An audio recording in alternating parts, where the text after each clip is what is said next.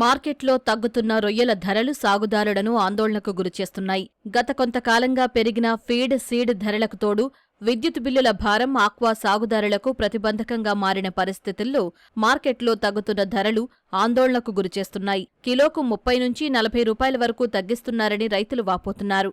దీనికి తోడు మన దేశ ఉత్పత్తులపై అమెరికా సుంకాల ప్రభావాన్ని సాకుగా చూపి వ్యాపారులు ధరలు తగ్గిస్తున్నారంటూ ఆక్వా రైతులు ఆందోళన చెందుతున్నారు. నేను గత 15 సంవత్సరాల నుంచి ఆక్వా రైతుగా చేస్తున్నాను. ప్రజెంట్ 270 రూపాయలున్న రేటు ఒకే రోజు 30 రూపాయలు 35 రూపాయలు తగ్గి 230 రూపాయలకు వచ్చింది. ఈ 230 రూపాయలైనా మనకి స్టాండర్డ్గా ఉంటుందనేది గ్యారెంటీ లేకుండా పోయింది. అమెరికా అధ్యక్షుడు ట్రంప్ వేసిన సుంకంతో భారీగా దెబ్బతిన్న మేము ఒక సైడు కరెంటుతోనూ ఇంకో సైడు ఈ రేటులతోనూ బాగా సతమతం అవుతున్నాం. ధరలు పెంచినట్టు పెంచుతా ఉన్నారు, మళ్ళీ తగ్గించేస్తున్నారు సార్. గిట్టుబాటు ధరలు లేవు. వాళ్ళ ఇష్ట ప్రకారం పెంచుతున్నారు, వాళ్ళ ఇష్ట ప్రకారం తగ్గిస్తున్నారు సార్. మొన్న 270 ఉండింది, ఈ రోజు వచ్చి 235 అంటున్నారు. మ్యాక్సిమం 250 కాడి నుంచి 260 దాకా ఉంటే రైతుకు గిట్టుబాటు అవ్వదు.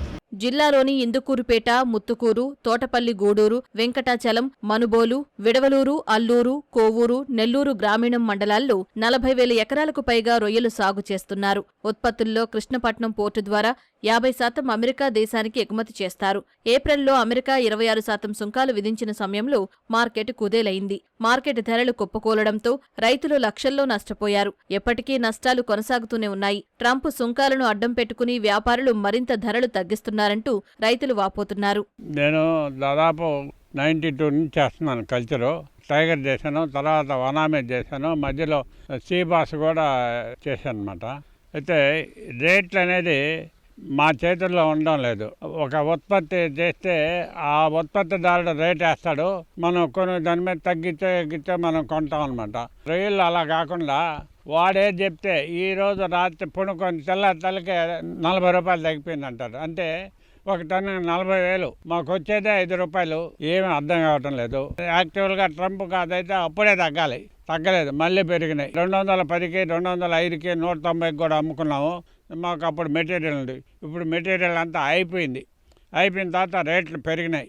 ఇప్పుడు రైతులు కొంతమంది హార్వెస్ట్ చేశారు, తప్పని ఒక్క రోజులో తగ్గించేశారు 40 రూపాయలు. గవర్నమెంట్లు మారుతున్నా కానీ మా పరిస్థితులు ఏం మారలేదని నేను ఖచ్చితంగా చెప్తున్నాను. కనీసం ఫీడ్ వాళ్ళన్నా మాట్లాడి, లేదంటే ఇంకేదైనా కరెంటు బిల్ అన్నా సేవ్ చేసేది, లేదా కంపెనీలు అన్నా ఏదైనా ఎట్లా చేస్తే బాగుంటుంది, మీకు ఏం బెనిఫిట్ కావాలి వాళ్ళని అడగటం కానీ రైతులను అడగటం కానీ అసలు పట్టించుకున్న నాదుడు కూడా లేడు అసలుకి. ప్రభుత్వం ఎప్పటికైనా దృష్టి సారించి మార్కెట్లో ధరల నియంత్రణపై చర్యలు తీసుకుని తమకు గిట్టుబాటు ధర కల్పించాలంటూ నెల్లూరు జిల్లా ఆక్వా రైతులు కోరుతున్నారు.